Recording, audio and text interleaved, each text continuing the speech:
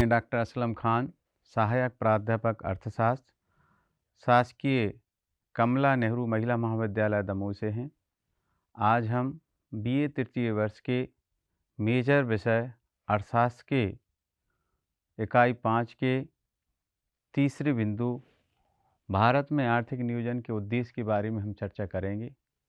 इसमें छात्रों हम नियोजन के इतिहास की चर्चा करते हुए नियोजन के उद्देश्य, भारत में विभिन्न योजनाओं में क्या भारत की हमारे देश की उपलब्धि रही, इसके बारे में, इसकी हमारी क्या चुनौतियां हैं, इन सभी बातों के बारे में आज हम चर्चा करेंगे। छात्रों, सर्वप्रथम हम भारत में आर्थिक नियोजन के बारे में जानें। आखिर भारत में आर्थिक नियोजन देश के संसाधनों का कुशल उपयोग करके समाज के सभी वर्गों के लिए एक उच्च जीवन स्तर प्राप्त करने की एक सुनिश्चित प्रक्रिया है। इस प्रकार उपलब्ध संसाधनों का सुनिश्चित प्रयोग कर निश्चित लक्ष्यों की प्राप्ति करना की प्रक्रिया आर्थिक नियोजन है। इस आर्थिक नियोजन को विभिन्न अर्थशास्त्रियों ने अपने अपने शब्दों में व्यक्त किया। इसमें हम सर्वप्रथम डाल्टन को देखें तो डाल्टन के अनुसार व्यापक अर्थ में आर्थिक नियोजन विशाल साधनों के संरक्षणों द्वारा निश्चित लक्ष्यों की प्राप्ति हेतु आर्थिक क्रियाओं का सचेत निर्देशन है। इस डाल्टन की परिभाषा में हमने जाना कि ये निश्चित लक्ष्य की प्राप्ति एक निश्चित समय सीमा में है। हमारे भारतीय योजना आयोग के अनुसार आर्थिक नियोजन आवश्यक रूप से सामाजिक उद्देश्यों के अनुरूप साधनों को अधिकतम लाभ हेतु संगठित एवं उपयोग करने की एक मार्ग है। इन सभी परिभाषाओं से हमने जाना कि आर्थिक नियोजन की एक व्यापक और कार्यकारी परिभाषा बन सकती है, जिसमें हम आर्थिक लक्ष्यों की प्राप्ति के लिए उपलब्ध संसाधनों का उच्चतम दोहन करने की प्रक्रिया ही आर्थिक नियोजन है। हम आर्थिक नियोजन की इतिहास के बारे में 2 मिनट चर्चा करेंगे। छात्रों, सर्वप्रथम रूस ने इसको अपनाया था। 1934 में एम विश्वेश्वरैया ने भारत में आर्थिक नियोजन की सबसे पहले चर्चा की थी। फिर अंततः मार्च 1950 में योजना आयोग का गठन हुआ, तब जाके कहीं हमारे यहाँ आर्थिक नियोजन सुचारू रूप से आई। अब इसके इतिहास के बाद हम इसको परिभाषित, विभिन्न अर्थशास्त्रियों ने इसको परिभाषित भी किया। इन परिभाषाओं में प्रोफेसर डाल्टन के अनुसार हम देखें कि व्यापक अर्थ में आर्थिक नियोजन विशाल साधनों के संरक्षणों द्वारा एक निश्चित लक्ष्यों की प्राप्ति हेतु आर्थिक क्रियाओं का सचेत निर्देशन है। तो डाल्टन महोदय ने निश्चित लक्ष्यों की प्राप्ति के लिए बात पर जोर दिया। वहीं योजना आयोग की द्वारा दी गई परिभाषा में हम देखें कि आर्थिक नियोजन आवश्यक रूप से सामाजिक उद्देश्यों के अनुरूप परिभाषा इन्होंने दी। इन परिभाषाओं के बाद हम देखें कि आर्थिक नियोजन की परिभाषाओं में क्या क्या बातें सामने आईं। सर्वप्रथम बात यह आई कि आर्थिक नियोजन एक निश्चित लक्ष्य की प्राप्ति के लिए आर्थिक क्रियाओं का निर्देशन है। दूसरी बात इसमें यह भी है कि यह पद्धति प्रणाली विपणन यंत्रों को एक निश्चित ढांचे की प्राप्ति के लिए जानबूझकर काम में लाया जाता है। जानबूझकर काम में लाने जाने का मतलब यह है कि इसमें तकनीक का प्रयोग करके उसको उत्पादन क्रियाएं संचालित की जाती हैं। यह सरकार की कार्यक्रम की एक रणनीति है। सरकार इसमें चयनित लक्ष्यों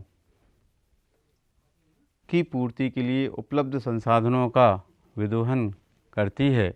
इसमें राज्यों द्वारा हस्तक्षेप किया जाता है। राज्य अपने चयनित लक्ष्यों की पूर्ति के लिए ही वह एक योजना बनाती है और इसका उद्देश्य सामाजिक प्रक्रिया को ऊपर उठाना होता है।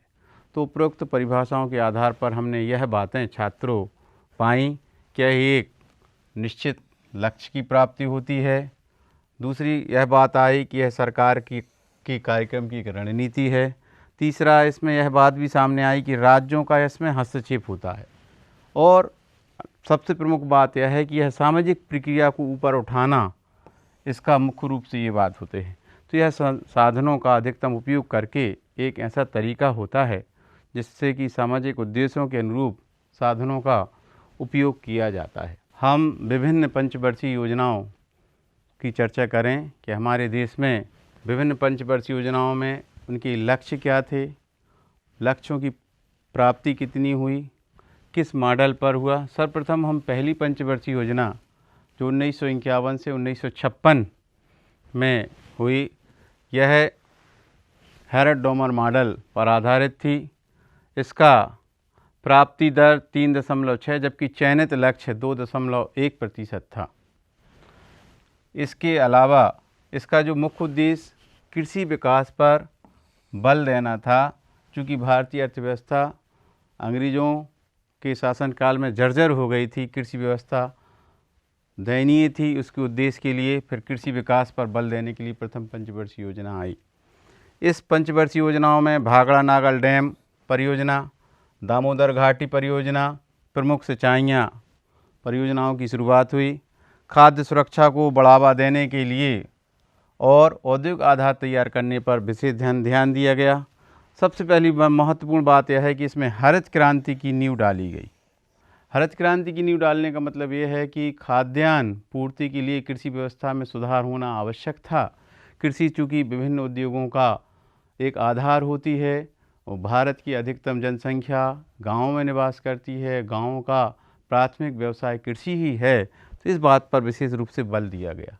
इस पंचवर्षीय योजना की हम उपलब्धि पर चर्चा करें तो परिणाम स्वरूप कृषि उत्पादन में वृद्धि हुई और ग्रामीण क्षेत्रों में बुनियादी ढांचों का विकास हुआ, गांव सड़कों से जुड़ने लगे और अधोसंरचना का विकास हुआ। दूसरी पंचवर्षीय योजना नेहरू महालनोबिस मॉडल पर आधारित थी। इसका लक्ष्य 4.5% था, प्राप्ति दर 4.3 थी। मुख्य उद्देश्य औद्योगिकरण था। औद्योगिकरण के माध्यम से मुख्य बिंदु इसमें देखें हम इस्लामपुर, छत्तीसगढ़ का भिलाई, राउरकेला और में इस्पात संयंत्रों की स्थापना हुई। भारी उद्योग, इस्पात, कोयला, बिजली, सार्वजनिक क्षेत्रों को बढ़ावा दिया गया। महालनोबिस मॉडल को अपनाया गया। असंतुलित विकास नीति अपनाई गई। असंतुलित विकास नीति मतलब जहां पिछड़े हुए क्षेत्र हैं उस पर ध्यान आकर्षित करके उसको उठाया गया, उसका विकास किया गया। मिश्रित अर्थव्यवस्था पर जोर दिया गया, जहां पर सार्वजनिक और निजी क्षेत्रों की चर्चा के माध्यम से विकास की बातें की गईं। और इसमें एक नई बात, भारत में एक सहायता क्लब का गठन हुआ। तो इन बातों पर जोर देती है द्वितीय पंचवर्षीय योजना हुई। इसकी उपलब्धियों में भिलाई, दुर्गापुर, राउरकेला में इस्पात संयंत्र खुले और जिससे भारतीय अर्थव्यवस्था का औद्योगिक आधार मजबूत हुआ। तीसरी पंचवर्षीय योजना हम देखें 1961 से 1966 के मध्य हुई, जो जे सैंडी, सुखमय चक्रवर्ती और महालनोबिस मॉडल का सम्मिलित रूप पर आधारित थी। इसका जो लक्ष्य 5.6 था जबकि प्राप्ति दर 2.8 थी। इसका मुख्य उद्देश्य आत्मनिर्भरता, खाद्यान्न उत्पादन में वृद्धि और कृषि और उद्योगों का विकास करना था। इस पंचवर्षीय योजनाओं में मुख्य बातें, इस अवधि में चीन भारत युद्ध हुआ और सूखा आया। अकाल सूखा आने से अर्थव्यवस्था प्रभावित हुई। आत्मनिर्भरता और आत्मस्फूर्ति के लक्ष्य तो बनाया गया पर इस पर काम भी किया गया। उतनी सफलता इस पंचवर्षीय योजना में नहीं मिली। ग्रामीण कार्य योजनाओं पर बल दिया गया। आगत निर्गत मॉडल को अपनाते हुए कृषि और उद्योग के बीच समन्वय बिठाने का प्रयास किया गया। इसमें कुछ क्षेत्रों का विकास तो हुआ लेकिन इसमें चुनौतियां भी आईं। छात्रों, चुनौतियां का मतलब ये होता है कि हम देखें तो इस कार्यकाल में 1962 में भारत चीन युद्ध और 1965 में भारत पाक युद्ध, दोनों जो घटनाएं इसी पंचवर्षीय योजना की अवधि में हुई जिससे अर्थव्यवस्था प्रभावित हुई। तो इस प्रकार ये तृतीय पंचवर्षीय योजना मिली जुला कर एक चुनौतीपूर्ण रही। चौथी पंचवर्षीय योजना की हम चर्चा करें तो 1969 से 1974 तक 1969 से 1974 तक जो अशोक रुद्र LNS मात्रे मॉडल पर आधारित थी। इसका जो लक्ष्य था 2.1% था, जबकि प्राप्ति दर 3.6% थी। मुख्य उद्देश्य विकास के साथ साथ स्थिरता और आत्मनिर्भरता थी। इसमें सबसे बड़ी बात यह है, ये छात्रों ध्यान रखने वाले प्रश्न है कि इसमें 14 बैंकों का भारतीय बैंकों का राष्ट्रीयकरण किया गया था। ये प्रमुख बात इस चौथी पंचवर्षीय योजना में है। दूसरी यह है कि इसमें हरित क्रांति के माध्यम से जो प्रथम पंचवर्षीय योजना में हरित क्रांति के बीज बोए थे, इस पंचवर्षीय योजना में वो पल्लवित हुए और हरित क्रांति के परिणाम स्वरूप कृषि उत्पादन में वृद्धि हुई, रोजगार का सृजन हुआ और किसानों को आय प्राप्त हुई। गरीबी उन्मूलन के कार्य किए गए और इसी पंचवर्षीय योजना में इसरो का भी गठन किया गया।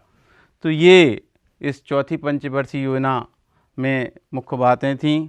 इसमें चुनौतियां भी रहीं कि पुनः दूसरी बार भारत पाक युद्ध हुआ और तेल संकट की समस्या हमारी भारतीय अर्थव्यवस्था को झेलनी पड़ी। पाँचवीं पंचवर्षीय योजना जो 1974 से 1979 में लागू हुई, यह DP धर मॉडल पर आधारित थी। इसका लक्ष्य 4.4% था, इसकी जबकि प्राप्ति दर 4.8 थी। यह प्रश्न एक छात्रों ध्यान आकर्षित करने वाला है कि पाँचवीं पंचवर्षीय योजना में जितना सरकार ने लक्ष्य तय किया था उससे ज़्यादा प्राप्ति हुई। इस पंचवर्षीय योजना का मुख्य उद्देश्य गरीबी उन्मूलन और रोजगार का सृजन करना था। इस पंचवर्षीय योजना की हम बातें देखें, गरीबी हटाओ का नारा, गरीबी हटाओ का नारा के साथ साथ गरीबी को दूर करने के लिए जन कल्याणकारी भी अपनाए गए और आपातकाल और नए चुनाव भी इसी पंचवर्षीय योजनाओं में लागू हुए। ऊर्जा उत्पादन, ग्रामीण क्षेत्रों में विकास, बेरोजगारी तथा गरीबी को कम करने की प्राथमिकता भी इसी पंचवर्षीय योजनाओं में दी गई। 20 सूत्रीय कार्यक्रम भी इसी पाँचवीं पंचवर्षीय योजनाओं में लागू किया गया। इसकी अचीवमेंट में हम चर्चा करें, गरीबी भी कम हुई परंतु बेरोजगारी अपेक्षा अनुरूप कम नहीं हो पाई। परिणाम यह हुआ कि 1978 में इसे 1 साल पहले ही समाप्त कर दिया गया था। तो यह प्रश्न बनता है कि पाँचवीं पंचवर्षीय योजना 5 वर्षों में पूरी ना होते हुए 4 वर्षों में हुई और इसे विभिन्न चुनौतियों के कारण 1 वर्ष पूर्व ही समाप्त कर दिया गया। छठवीं पंचवर्षीय योजना देखें, इसको 1980 से 1985 में लागू किया गया। यह आगत निर्गत मॉडल का विस्तार रहा। इसका जो लक्ष्य था 5.2% था, जबकि प्राप्ति भी 5.7 थी। तो यह भी पंचवर्षीय योजना सफलता की दृष्टि से माने तो भारत के लिए अच्छी थी। इसका मुख्य उद्देश्य गरीबी उन्मूलन, आर्थिक विकास के साथ साथ आर्थिक वृद्धि और तकनीकी विकास था। इसकी मुख्य बातें देखें, उदारवादी आर्थिक नीतियों की शुरुआत इसी पंचवर्षीय योजनाओं में ही हुई। ग्रामीण क्षेत्रों में स्वरोजगार को बढ़ावा इसी पंचवर्षीय में दिया गया। सूचना प्रौद्योगिकी और सेवा क्षेत्र का विकास भी इसी पंचवर्षीय योजनाओं में दिया गया। गरीबी उन्मूलन का नारा लगाया गया। 15 वर्षीय परिप्रेक्ष्य योजना भी लागू इसी पंचवर्षीय योजना में हुई। इसकी अचीवमेंट में हम चर्चा करें तो आर्थिक वृद्धि में तेज़ी तो हुई, परिणाम स्वरूप गरीबी कम करने का इसमें भरसक प्रयास किया गया। कहने का तात्पर्य यह है कि छठवीं पंचवर्षीय योजना चयनित लक्ष्यों की प्राप्ति के लिए सफलतापूर्वक रही। अगली पंचवर्षीय योजना की हम चर्चा करें, 7वीं पंचवर्षीय योजना में 1985-1990 में हुई। इसका जो मॉडल था वस्तु मजदूरी मॉडल, इसमें था लक्ष्य था 5%, जबकि प्राप्ति दर 6 थी। यह भी लक्ष्य के हिसाब से बहुत सफलतापूर्वक प्राप्त हुई। इसका मुख्य उद्देश्य उत्पादक और रोजगार का सृजन करना था। इसमें मुख्य रूप से सेवा क्षेत्र पर भी बल दिया गया। ऊर्जा, दूरसंचार, विज्ञान, तकनीक में निवेश की बात की गई। अंत्योदय कार्यक्रम को अपनाया गया। रोजी रोटी एवं उत्पादकता का नारा लगाया गया। इसका परिणाम यह हुआ कि सेवा क्षेत्र में तेजी से और आत्मनिर्भरता की दिशा में प्रगति हुई और देश इस अधिक वृद्धि दर पाते हुए सफलता की श्रेणी पर आगे बढ़ने लगा। 8वीं पंचवर्षीय योजना की हम चर्चा करें तो 1992 से 1997 में इसको लागू किया गया। यह जॉन डब्ल्यू मिलर मॉडल पर आधारित थी। इसमें लक्ष्य 5.6% था, जबकि वृद्धि प्राप्ति दर 6.8% भी थी। तो यह भी पंचवर्षीय योजना लक्ष्य प्राप्ति के हिसाब से सफलतापूर्वक रही। इसका उद्देश्य उदारीकरण और आर्थिक सुधार मुख्य रूप से इस पंचवर्षीय योजना में बल दिया गया।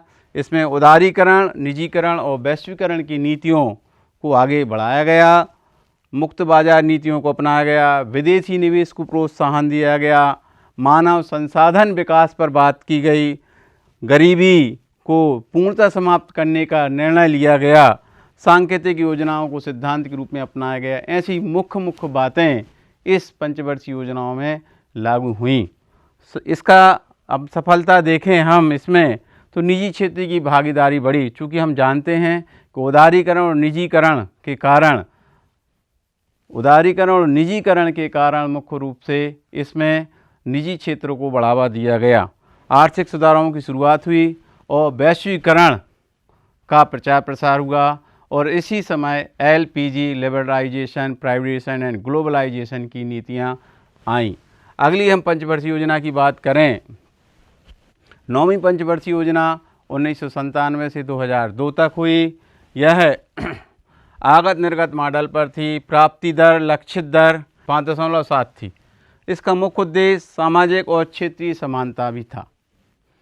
मुख्य बातें पर हम चर्चा करें, मानव विकास सूचकांक पर ध्यान केंद्रित किया गया, शिक्षा और स्वास्थ्य पर ध्यान दिया गया, ग्रामीण रोजगार और महिलाओं को सशक्त बनाया गया, सामाजिक न्याय व आर्थिक वृद्धि पर बल दिया गया।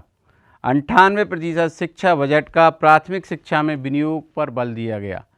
मतलब कहने का मतलब ये है कि इस पंचवर्षीय योजना में कुल बजट का 98% प्राथमिक शिक्षा पर खर्च करने का प्रस्ताव भी इस पंचवर्षीय योजना में किया गया। सफलता, गरीबी में कुछ कमी भी आई और बुनियादी ढांचों का विकास हुआ, सड़कों का, स्कूलों का, विद्युत सेवाओं का, ऊर्जा संसाधनों का भी विकास हुआ। 10वीं पंचवर्षीय योजना के बारे में चर्चा करें तो इसका समय 2002 से 2007 है। मॉडल योजना आयोग का पत्र है। प्राप्ति दर, लक्ष्य इसका 8% था, प्राप्ति दर 7.6। इसका मुख्य उद्देश्य तेज और समावेशी विकास था। इसमें हम देखें मुख्य बिंदु के बारे में चर्चा करें तो इसमें सभी वर्गों के विकास पर जोर दिया गया। मुख्य बात तो यह है कि इसमें सभी वर्ग, चाहे वो निर्धन वर्ग हो या गरीब वर्ग हो, उस पर ध्यान दिया गया। 8% वार्षिक आर्थिक विकास की दर का लक्ष्य था। इसमें गरीबी हटाने और रोजगार सृजन पर भी बल दिया गया। सामाजिक न्याय की बात की गई, ऊर्जा पर अधिक बल दिया गया। इन बातों को ध्यान देकर इस पंचवर्षीय योजनाओं में काम किया गया। परिणाम यह हुआ कि उच्च आर्थिक विकास दर में वृद्धि हुई, विनियोग दर बचत दर से अधिक थी, व्यापार उच्चतम स्थिति पर था। इस योजना में दलहन और तिलहन में वृद्धि दर अधिक हुई।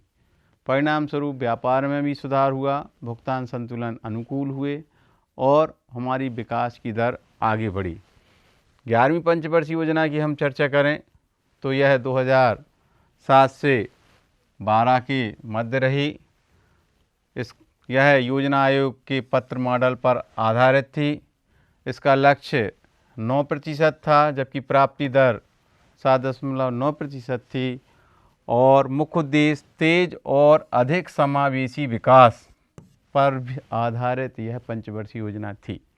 मुख्य बातें करें इस पंचवर्षीय योजना में कि कृषि, शिक्षा और स्वास्थ्य पर जोर दिया गया, स्वास्थ्य सुविधाओं पर विकास हुआ, सामाजिक सुरक्षा पर भी बात हुई, कृषि उत्पादन में वृद्धि हुई, निर्माण कार्यों में तेजी आई, अनिवार्य प्रारंभिक शिक्षा, ये बात अनिवार्य प्रारंभिक शिक्षा पर भी बल दिया गया।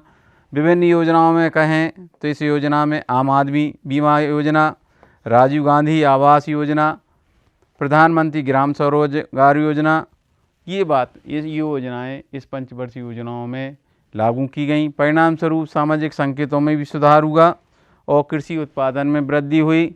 और सबसे बात यह है कि सबसे ज़्यादा विकास दर इस पंचवर्षीय योजना में हुई। अगली हम 12वीं पंचवर्षीय योजना जो 2012 से 17 के बीच रही, इस मॉडल योजना आयोग का पत्र था। मुख्य उद्देश्य तेज, सतत और समावेशी विकास। इसमें सतत विकास लक्ष्यों को ध्यान रखकर इस योजना को लागू किया गया। 8% आर्थिक वृद्धि का लक्ष्य इसमें रखा गया। ऊर्जा और पर्यावरण और गरीबी उन्मूलन पर ध्यान दिया गया। इसका परिणाम यह हुआ कि योजनाबद्ध विकास के बावजूद चुनौतियां जैसे धीमी आर्थिक वृद्धि आई, विभिन्न प्रकार की चुनौतियां का सरकार को सामना करना पड़ा। सेवा क्षेत्र में इसकी वृद्धि तो हुई, परंतु कुछ क्षेत्रों में असफलता भी मिली। तो कुल मिलाकर इसमें चुनौतियां बनी रहीं और इसके बाद फिर नीति आयोग का गठन हुआ। तो ये भारत में पंचवर्षीय योजना, प्रथम पंचवर्षीय योजना से मुख्य बातें 12वीं पंचवर्षीय योजना तक की हमने छात्रों चर्चा की। यह बात ध्यान आकर्षित सबका कराना चाहता हूँ कि 6 वार्षिक योजनाएं भी इस दौरान चलाई गईं। इनमें 3 वार्षिक योजनाएं तीसरी योजना के दौरान और 1 वार्षिक योजना छठी योजना के दौरान भी चलाई गईं तथा 2 वार्षिक योजनाएं 8वीं योजना के दौरान चलीं। तो जिन वर्षों में जब तृतीय पंचवर्षीय योजना में भारत और चीन और पाकिस्तान का युद्ध था, तब जब आपातकाल लगा और जब नई आर्थिक नीति आई, इन वर्षों में वार्षिक योजनाएं भी चलाई गईं।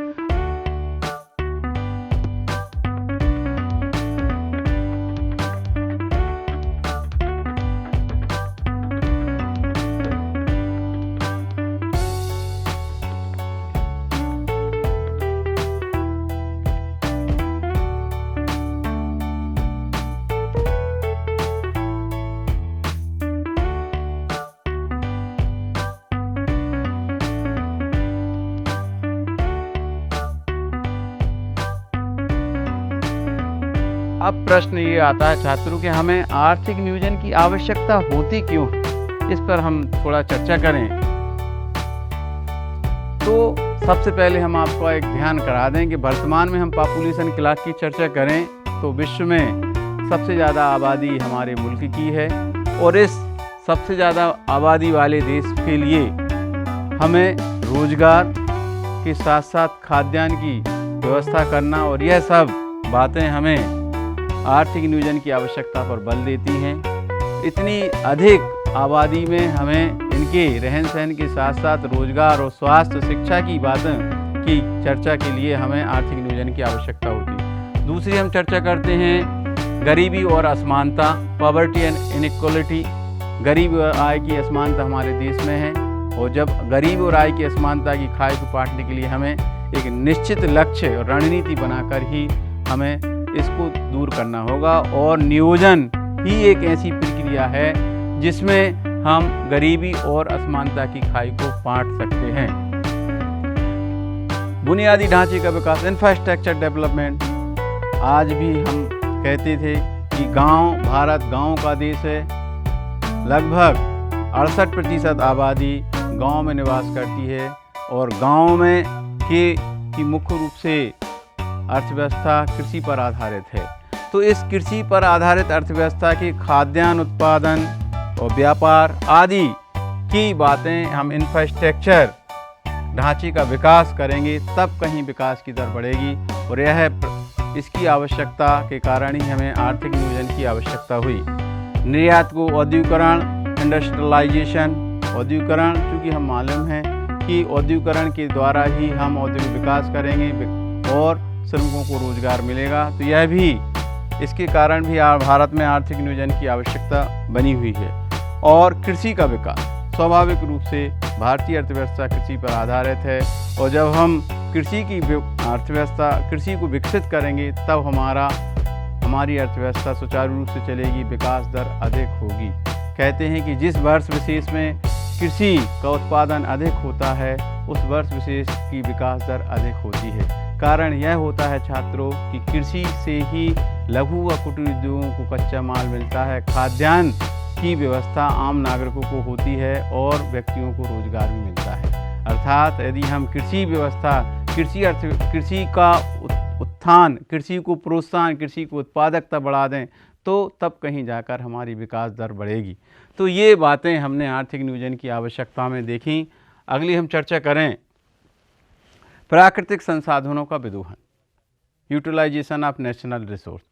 हमारे पास संसाधन हैं, प्राकृतिक संसाधन हैं, और इन प्राकृतिक संसाधनों का यदि हम समय पर विदोहन करेंगे तो निश्चित रूप से हम विकास की दर को आगे बढ़ाएंगे।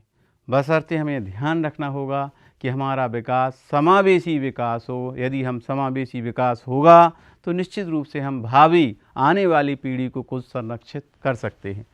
छात्रों, इसके बाद हम economic growth and self reliance, आत्मनिर्भरता, आर्थिक वृद्धि और आत्मनिर्भरता के उद्देश्य की प्राप्ति के लिए आर्थिक नियोजन को अपनाया गया।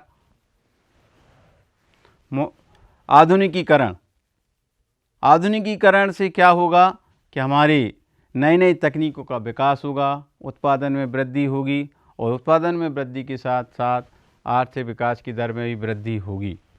समावेशी विकास, स्वाभाविक रूप से हम जब उपलब्ध संसाधनों का इस प्रकार कुशलता से प्रयोग करेंगे कि वर्तमान पीढ़ी के साथ साथ हम भावी पीढ़ी को भी कुछ बचा के जाएंगे, तो समावेशी विकास के कारण ही हमारी विकास दर बढ़ेगी और यह उद्देश्य आर्थिक नियोजन में समाहित। पूर्ण रोजगार, उपलब्ध जनसंख्या को हाथों को रोजगार मिलना, आर्थिक विकास, इकोनॉमिक डेवलपमेंट के साथ साथ आर्थिक असमानताओं में कमी करना, जो गरीबी और अमीरी की खाई है इसको दूर करना आर्थिक नियोजन का मुख्य उद्देश्य है। रोजगार का सृजन, एम्प्लॉयमेंट क्रिएशन। जब तक हम उपलब्ध जनसंख्या के हाथों को काम नहीं देंगे तब तक हमारी विकास दर नहीं बढ़ेगी। कारण क्या होगा कि हम उपलब्ध जनसंख्या को काम देंगे, उनकी प्रति व्यक्ति आय बढ़ेगी, उच्च जीवन स्तर होगा, रहन सहन में सुधार होगा, शिक्षा का सुधार होगा।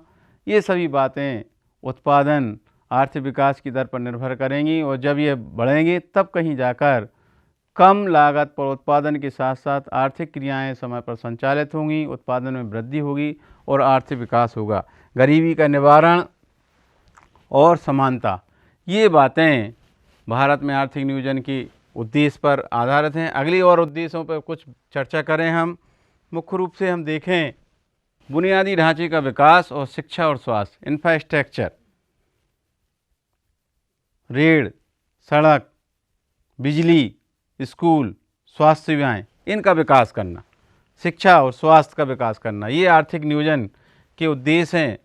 बेरोजगारी का उन्मूलन, नए नए रोजगार के साधनों का सृजन करना, समय पर श्रमिकों को रोजगार देना, उनके कल्याण के लिए योजनाएं चलाना, मानव संसाधन का विकास, कृषि का विकास, रूरल डेवलपमेंट में हम ग्रामीण विकास कह लें।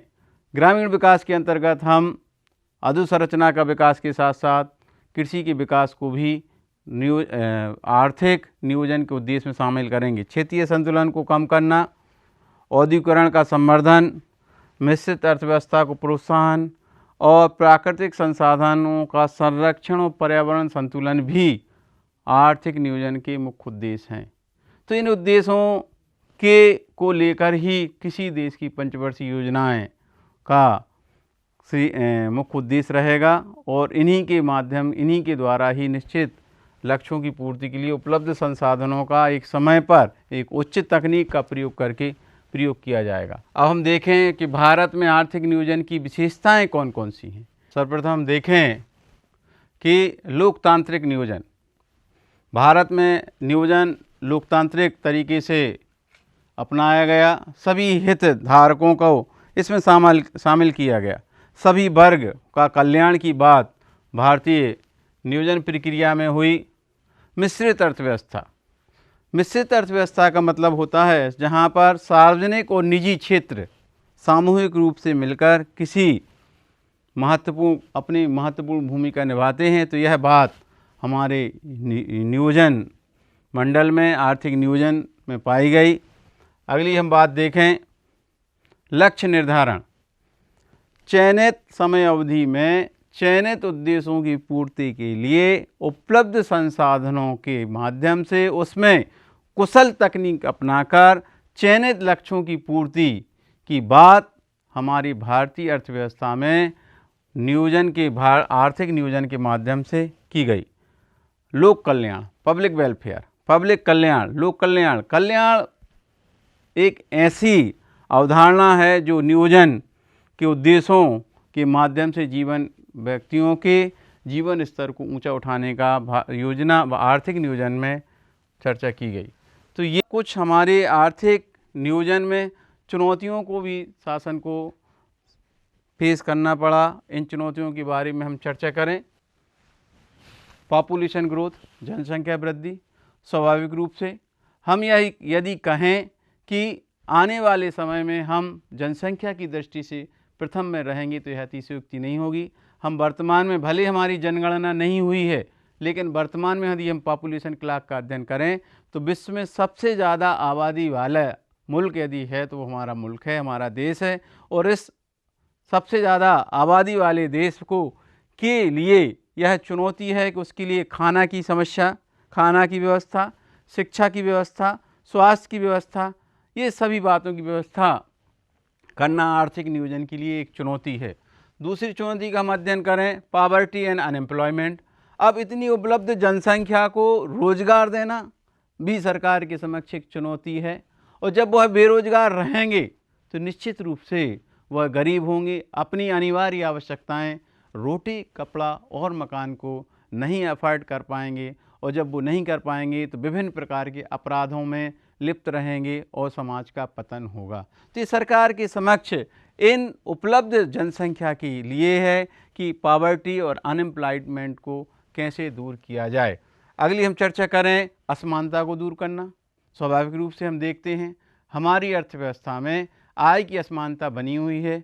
कुछ चंद मुट्ठी भर लोगों के पास लगभग 80% आय है, जबकि 80% जनसंख्या के पास 20% आय है। तो ये आर्थिक असमानता वर्तमान में बनी हुई है और यह असमानता हमारे आर्थिक नियोजन के लिए एक चुनौती है। और इस चुनौती को आर्थिक नियोजन के माध्यम से, वर्तमान में नीति आयोग के माध्यम से इसको दूर करना होगा। बुनियादी ढांचे की कमी। हमारा देश गांव का देश है। गांव तक हम सड़कों के माध्यम से पहुंचते हैं, लेकिन आज भी कई ऐसे गांव हैं जहां पर 12 महीनों तक हमें आने जाने में असुविधा होती है। तो यह समस्या भी हमारे आर्थिक नियोजन की है कि हमें इसको करना है। कृषि उत्पादकता। हरित क्रांति आई, तृतीय पंचवर्षीय योजना में कृषि में उत्पादन हुआ। उत्पादन के फलस्वरूप हमने खाद्यान्न की व्यवस्था भी की, लघु कुटीर उद्योगों का विकास किया। लेकिन वर्तमान में हम देखें कि उपलब्ध संसाधनों के लिए रोजगार, खाद्यान्न की समस्या कृषि के माध्यम से हल होगा। बढ़ता हुआ कृषि पे दबाव, कृषि में रासायनिक खादों का प्रयोग कृषि के लिए एक चिंता का विषय है। अतः यह कृषि की उत्पादकता बढ़ाने की समस्या भी आर्थिक नियोजन की है। इस प्रकार हम देखें कि हमने आर्थिक नियोजन के इतिहास को पढ़ते हुए हमने परिभाषा को जाना। हमने इसकी परिभाषाओं के अंतर्गत किन किन मुख्य बातें हैं इनको जाना। विभिन्न पंचवर्षीय योजनाओं में भारत के क्या लक्ष्य रहे, किन किन बातों पर बल दिया गया, उनके बारे में छात्रों हमने अध्ययन किया।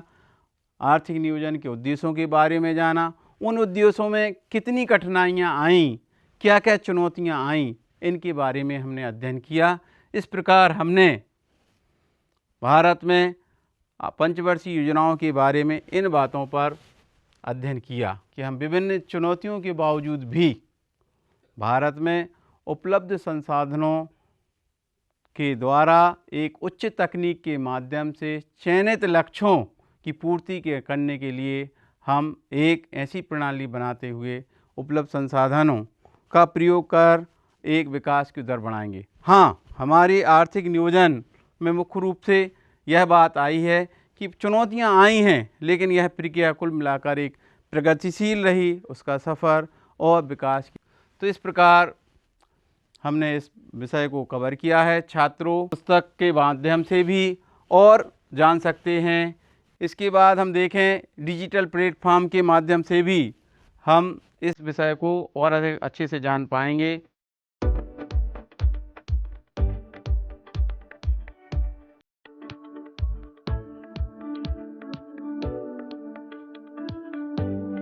देखते हैं कि जो हमने जाना, जो हमने इस लेक्चर में अध्ययन किया, तो उसमें हमने देखा कि भारत में पहली पंचवर्षीय योजना कब शुरू हुई। तो हमने छात्रों आपको बताया था कि भारत में पहली पंचवर्षीय योजना 1951 में शुरू हुई। ये 1951 में प्रथम पंचवर्षीय योजना आई। दूसरे हम मल्टी क्वेश्चन पे जाएंगे कि भारत में आर्थिक नियोजन का मुख्य उद्देश्य क्या है। तो हमने इतने उद्देश्यों को जाना। जब हम इनके बिंदुओं में पढ़ते हैं कि क्या केवल यह औद्योगिक विकास के लिए है, क्या यह सभी के लिए समान अवसर है, क्या केवल कृषि के लिए है, केवल निर्यात को बढ़ावा देने के लिए है। तो इसके उत्तर के लिए हम बता दें कि यह सभी के लिए समान अवसर प्रदान करता है। तो इसका छात्रों उत्तर बी होगा। अगले हम प्रश्न के बारे में चर्चा करें। योजना आयोग को किसके द्वारा प्रतिस्थापित किया गया। जो हमने 12वीं पंचवर्षीय योजना पढ़ाई थी, तब हमने आपको बताया था कि वर्तमान में योजना आयोग को प्रतिस्थापित नीति आयोग से किया गया, अर्थात इसका उत्तर नीति आयोग होगा, जो 2014 में वर्तमान में कार्यरत है, 2014 से कार्यरत है। भारत में आर्थिक नियोजन की विशेषता क्या है? क्या यह केंद्रीकृत है, क्या यह लोकतांत्रिक है, या पूंजीवाद की नियोजन है, या इनमें से कोई नहीं। तो हमने इसके अपने व्याख्यान में चर्चा की थी कि भारत में जो योजना आर्थिक नियोजन की विशेषता है वो लोकतांत्रिक नियोजन है, अर्थात सबके लिए है, किसी वर्ग विशेष के लिए नहीं है, सबके कल्याण की बात करती है, सबके हित की बात करती है। भारत में पंचवर्षीय योजना का मुख्य उद्देश्य क्या था? तो ये सभी उद्देश्यों की चर्चा की। देश के समग्र विकास, ओवरऑल डेवलपमेंट, चाहे वो कृषि हो, चाहे औद्योगिक हो, चाहे सेवा क्षेत्र हो, इन सभी का विकास भारत में पंचवर्षीय योजना का मुख्य उद्देश्य है। कौन सा भारत में आर्थिक नियोजन की चुनौती नहीं है? हमने चुनौतियों का अध्ययन किया। हमारे यहाँ जनसंख्या वृद्धि चुनौती है, गरीबी चुनौती है, बेरोजगारी चुनौती है। हमारे पास प्राकृतिक संसाधन भरपूर हैं, बस इसका समय पर सदुपयोग नहीं होता। तो इसका आंसर होगा प्राकृतिक संसाधन, अर्थात हमारे पास नेचुरल रिसोर्स बहुत ज़्यादा हैं।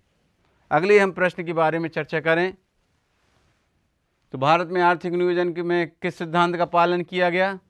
तो ये मिक्स्ड इकोनॉमी, सार्वजनिक और निजी क्षेत्र को मिलाते हुए मिश्रित अर्थव्यवस्था को अपनाया गया, और यही इसका स्वरूप हमें भारत में आर्थिक नियोजन में देखने को मिलता है। कौन सी पंचवर्षीय योजनाओं में गरीबी हटाओ का नारा दिया गया? पहली पंचवर्षीय योजना, दूसरी पंचवर्षीय योजना, चौथी पंचवर्षीय योजना और पांचवी पंचवर्षीय योजना। तो छात्रों इसका उत्तर है पांचवी पंचवर्षीय योजना में गरीबी हटाओ का नारा दिया गया। तो इतने महत्वपूर्ण प्रश्नों इस कंटेंट से बनते हैं, और इसके अलावा आपको इस वर्तमान में नीति आयोग के लिए, वर्तमान में निश्चित लक्ष्यों की पूर्ति के लिए नीति आयोग काम कर रहा है। आशा ही नहीं, पूर्ण विश्वास है छात्रों कि हमारे इस व्याख्यान से आप लाभान्वित होंगे। जय हिंद, जय भारत।